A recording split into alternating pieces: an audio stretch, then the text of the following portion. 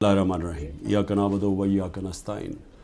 मेरे पाकिस्तानियों, जब तक ये पैगाम आप तक पहुँचेगा मुझे ये अरेस्ट कर चुके होंगे और मैं जेल में हूँगा। तो मेरी आपसे सिर्फ एक ही रिक्वेस्ट है, अपील है कि आपने घरों में चुप करके नहीं बैठना। मैं ये जो जद्दोजहद कर रहा हूँ ये अपनी ज़ात के लिए नहीं कर रहा, ये अपनी कौम के लिए कर रहा हूँ, आपके लिए कर रहा हूँ, आपके बच्चों के मुस्तकबिल के लिए कर रहा हूँ।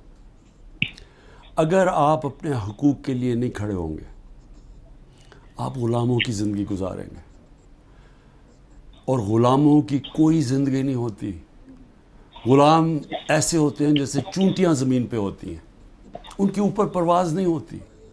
और ये बड़ी ख्वाब का नाम था पाकिस्तान, नारा था ला इलाहा इल्लल्लाह। पाकिस्तान का मतलब क्या कि हम कोई इंसान के सामने नहीं झुकते।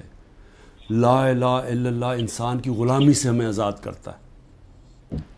और हमारे नबी सल्लल्लाहु अलैहि वसल्लम ने अपनी मदीना की रियासत में सबसे पहले इंसानों को आज़ाद किया था अदल और इंसाफ दे के। ये है जंग इंसाफ की, आपके हकूक़ की, आपकी आज़ादी की। और कभी भी याद रखें, कोई आज़ादी प्लेट में रख के नहीं देता। जिस तरह मैं कहता हूँ जंजीरें गिरती नहीं हैं, तोड़नी पड़ती हैं।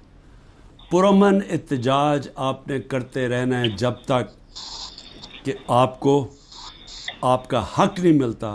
और वो सबसे बड़ा फंडामेंटल राइट है वोट के ज़रिए अपनी हुकूमत मुंतखब करना, ना तो किसी और कोई कब्ज़ा ग्रुप इस मुल्क के ऊपर कब्ज़ा करके बैठ जाए जो आज कब्ज़ा करके बैठा हुआ है। शुक्रिया।